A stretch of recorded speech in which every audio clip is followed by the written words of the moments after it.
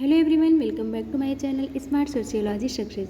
आज हम दुर्कीम की इस वीडियो में पढ़ेंगे आत्महत्या यानी सुसाइड, जो उन्होंने बताया हुआ है। इनकी बुक भी है द सुसाइड, और इस आत्महत्या के बारे में क्या बताते हैं।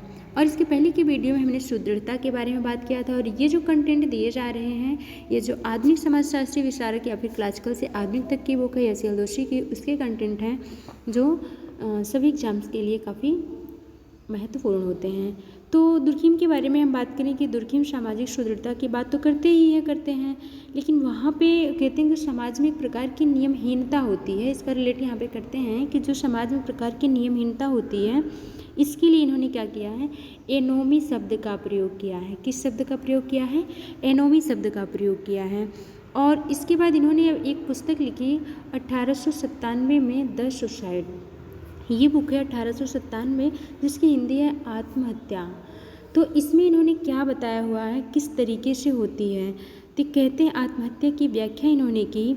इसमें कहते हैं कि व्यक्ति अपने आप को इसलिए नष्ट नहीं करता है। क्या कहते हैं कि व्यक्ति इसलिए अपने आप को नष्ट नहीं करता कि उसकी अपनी कुछ व्यक्तिगत समस्याएं हैं, बल्कि वो इसलिए नष्ट करता है कि कहते हैं कि आत्महत्या की क्रिया व्यक्तिगत कारणों से नहीं होती है, बल्कि इसके कारण सांस्कृतिक और सामाजिक होते हैं। मतलब कि दुर्कीम यहाँ पे ये बताना चाहते हैं कि जो व्यक्ति आत्महत्या करता है, वो व्यक्ति अपने आप को इसलिए नष्ट नहीं करता है कि उसकी अपनी कुछ समस्याएं, वो अपनी समस्याओं की वजह से आत्महत्या नहीं करता, बल्कि दुर्कीम किसको मानते हैं कि आत्महत्या की जो क्रिया है वो व्यक्तिगत कारणों से नहीं होती है, इसके कारण सांस्कृतिक और सामाजिक होती है। तो मुख्य किसको मानते हैं? हम कहें कि ये मुख्य मानते हैं समाज को मानते हैं। हमने एक वीडियो में बताया था कि जो आत्महत्या है यह एक व्यक्तिगत तथ्य, या फिर हम कहें कि व्यक्तिगत तथ्य या एक मानसिक तथ्य है। लेकिन दुर्कीम कहते हैं कि इसका जो निर्धारण होता है, अगर ये व्यक्तिगत तथ्य है या फिर मानसिक तथ्य है, इसका जो निर्धारण होता है वो किसके द्वारा होता है? तो वो कहते हैं कि वो समाज के द्वारा होता है। इसका निर्धारण जो होता है किसके द्वारा होता है? समाज के द्वारा होता है। और ये दुर्कीम कहते भी हैं कि स्वयं को मार देने की भावना व्यक्ति की होती है, लेकिन यह समाज का जो है वो दबाव होता है। मतलब कि स्वयं को मार देना जो इच्छा होती है वो किसकी होती है? व्यक्ति की होती है। लेकिन मतलब कि वो कारण क्यों अपने आप को मार देना चाहता है, इसका दबाव जो है मतलब कि समाज उस पर दबाव अपना बनाता है। तो व्यक्ति मतलब अपने आप को इसके कारण की वजह से समाप्त कर लेता है। तो यहाँ पे इसका निष्कर्षता यही निकलता है ना इनके कथन के अनुसार कि आत्महत्या का कारण व्यक्तिगत नहीं है, बल्कि क्या है? समाज का दबाव है, यानी समाज है। आगे देखते हैं हम क्या कहते हैं। इन्होंने प्रकार बताए हैं आत्महत्या के। दुर्कीम ने आत्महत्या के 4 प्रकार बताए हैं। पहला है अहमवादी आत्महत्या। हम देखते हैं या ईगोइस्टिक सुसाइड। अहमवादी आत्महत्या किसे कहते हैं? तो इसमें अगर देखा जाए कि अहमवादी आत्महत्या हम किसे कहते हैं, तो अहम जो वर्ड है इसका प्रयोग अलग अलग अर्थों में किया जाता है। ये जो अहम है इसका प्रयोग अलग अलग अर्थों में किया जाता है। दुर्कीम क्या कहते हैं कि अहम जो है वो व्यक्ति की एक मानसिक दशा के रूप में है। अहम को क्या कहते हैं? व्यक्ति की एक मानसिक दशा के रूप में है। इसके द्वारा व्यक्ति समूह में अपने आत्मसम्मान को बनाए रखने का प्रयत्न, मतलब व्यक्ति में एक ईगो होता है जिसकी वजह से वो अपने समाज में या फिर अपने समूह में आत्मसम्मान को बनाए रखने की कोशिश करता है। तो यहाँ पे हम कहें कि अगर उस आत्मसम्मान को किसी भी प्रकार की ठेस पहुँचती है, या उसकी अवमानना होती है, या कहें उसकी बेइज्जती होती है, तो क्या करता है? तो मतलब कि या कहीं जिसमें एकीकरण ना हो, मतलब एकीकरण नहीं हो पाता उसमें, तो ऐसे में क्या करता है? वो अपने जीवन को समाप्त करने का प्रयत्न करता है। दूसरे शब्दों में कहें कि दुर्कीम कहते हैं कि जो व्यक्ति होता है उसका अपना धर्म होता है, अपना परिवार होता है, अपने राजनीतिक समूह होते हैं। और इसमें क्या होता है कि कुछ ना कुछ मात्रा में एकीकरण पाया ही पाया जाता है। तो कहते हैं कि जब इन समूहों के साथ मतलब इन समूहों के साथ जब तक व्यक्ति जो है वो घनिष्ठ रूप से बंधा रहता है, जब तक व्यक्ति इन समूहों में यदि वो घनिष्ठ रूप से बंधा रहता है तब तक तो उसमें एक अहम की संतुष्टि रहती है, हाँ हमारा यहाँ पे ये पावर है या हम यहाँ से बंधे हैं, ऐसा कुछ उसके पास रहता है, एक संतुष्टि रहती है और संतुष्ट रहता है।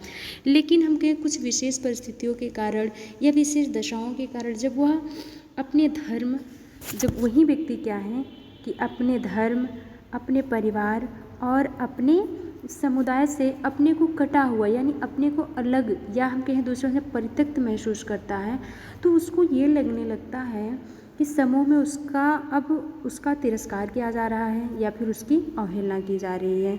इससे क्या होता है कि उसके आत्मसम्मान को ठेस पहुंचती, जो उसकी इज्जत होती है उसको ठेस पहुंचती, वो अपने आप को बेइज्जती महसूस करता है।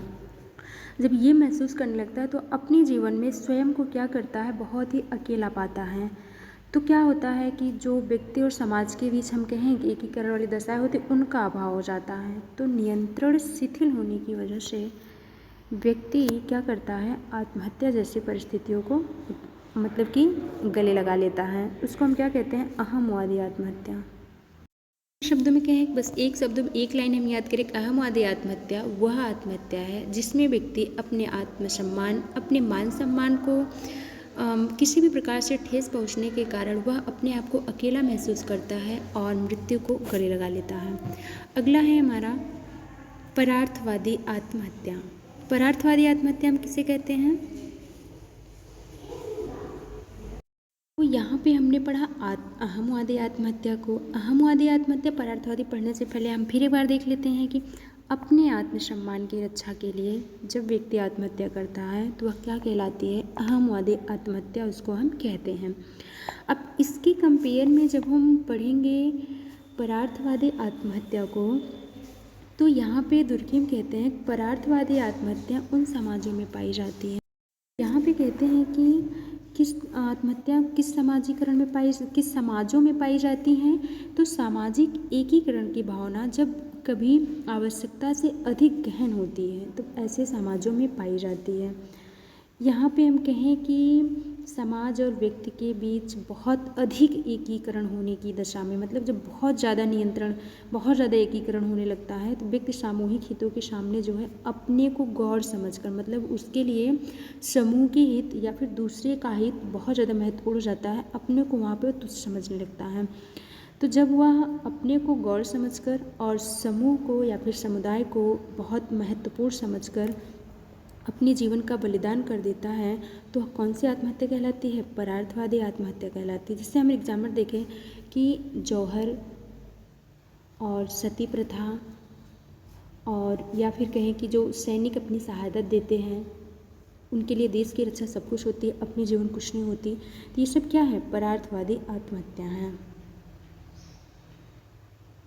अब दोनों में अगर हम देखें कि दोनों में क्या अंतर है, अहमवादी आत्महत्या में और परार्थवादी आत्महत्या में क्या अंतर है, तो अहमवादी आत्महत्या वह है जिसमें व्यक्ति अपने जीवन को इसलिए समाप्त करता है कि उसके सामने जीवित रहने के लिए कोई लक्ष्य ही नहीं रह जाता। क्या नहीं रह जाता, कोई भी लक्ष्य नहीं रह जाता कि वह जिंदा रहे।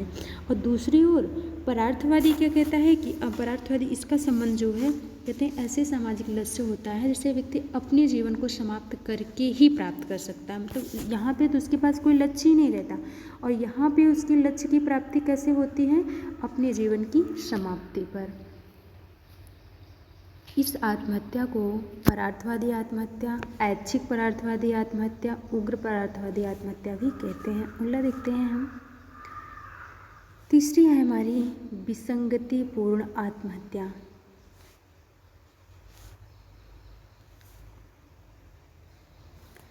विसंगतिपूर्ण आत्महत्या किसे कहते हैं, इसको पहले हम देखें कि विसंगतिपूर्ण आत्महत्या को अस्वाभाविक आत्महत्या भी कहते हैं।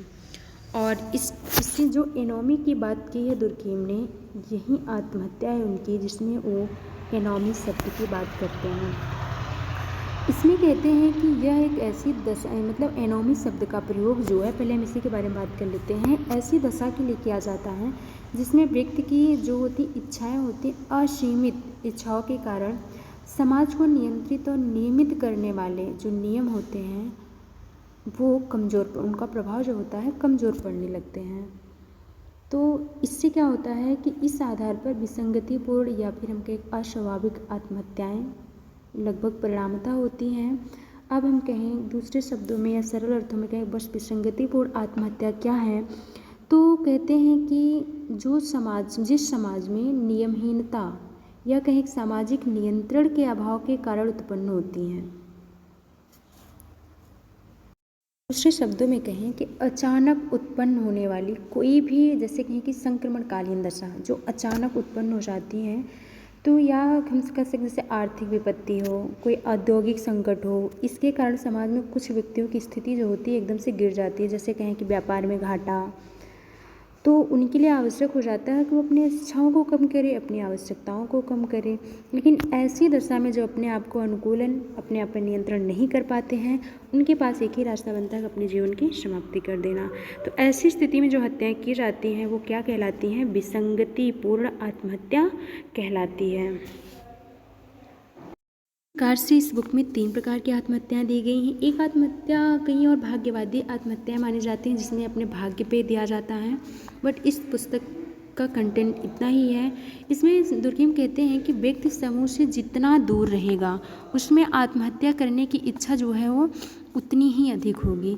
जैसे विवाहित व्यक्तियों की तुलना में एकांकी व्यक्ति आत्महत्या करने के लिए तत्पर रहता है, और सर्दियों की अपेक्षा गर्मियों में लोग आत्महत्याएं अधिक करते हैं।